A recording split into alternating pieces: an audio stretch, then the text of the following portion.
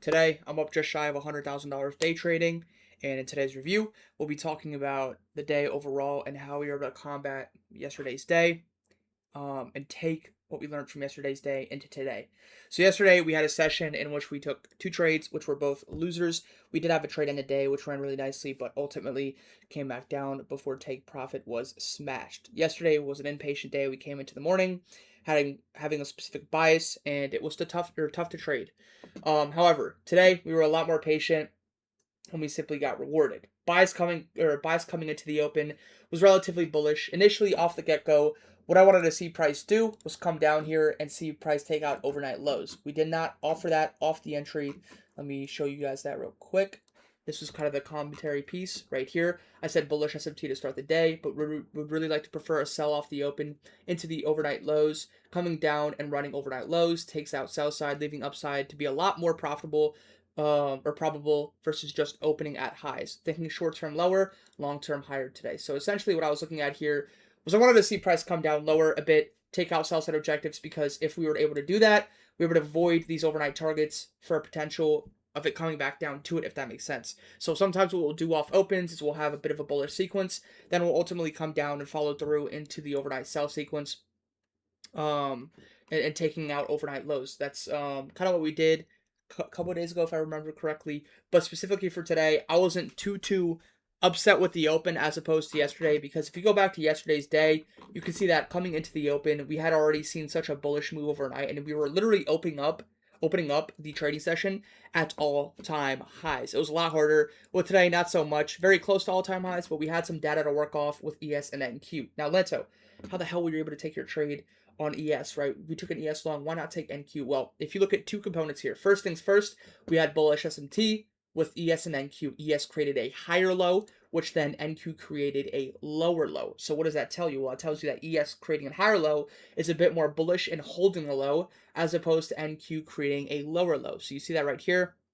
For me, a great indication is that you could see that price, right, creating a higher low on ES tells you that ES specifically wants to retain and sustain above in this range, as opposed to trading lower, as opposed to NQ at one point in time wanted to trade lower. I would have loved if this wick traded a bit lower and we had taken out, say, a London low or even an Asia low and then came back up. I felt this would have been A++, but we did not. We simply played into our bullish bias, stood patient. The difference between today and yesterday is about an hour into the open, we were a couple trades deep. Today we were not. We stood patient and simply waited for our trade. We then ended up looking at a potential idea, which was potential long in play, structure off the open, making it clear like we want higher, combining two 1 minute gaps, 1 minute bullish BPR plus 1 minute bullish fair value gap. Overnight highest target. This was the interest that we had in mind. It was an ES long. We eventually ended up taking the trade I am long, where we then saw price slowly but surely offer our take profit interest in the high of London. Again, bias cutting coming into the open was identified being bullish because we had seen such a bullish overnight sequence. We had seen such a bullish trading day yesterday, higher time frames, as we talked about in our review a couple of days ago, looking at that daily time frame and how much we've been bullish and printing upside.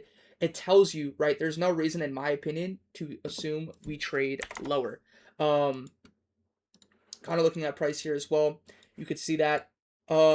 And so for us specifically, retain that upside interest. For me, it was either I get an upside trade today or I simply do not trade. We end up taking this trade here, and again, I think the reason this trade here ends up panning out, we're able to find success, is A, we made a stop loss adjustment. We weren't too tight on risk. We were properly utilizing a stop in this relative low. If you go back to yesterday's second trade chat, we ended up taking a trade where we wicked out a wick low, but not the swing low. We ended up using a swing low here, and we ended up seeing prices actually initially come down into drawdown, but then eventually come back up. The break-even target off this trade was a 5-minute gap fill. We end up seeing price eventually do that and see a very successful move past that. In terms of the trade overall, I felt it was a good take in terms of our bias, identified bullish through higher time frame overnight and open. In terms of price action, I thought it was pretty decent. We were structuring out. Again, the good thing that most traders overlook is the patience required to simply void this, right? We avoided this in order to capitalize on this.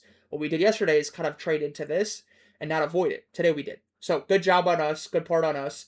And we see a good return on our investment today, or in terms of our risk today. So that's pretty much that. Hope you guys enjoy the recap. Catch you guys in the next one. Peace out. Quick one.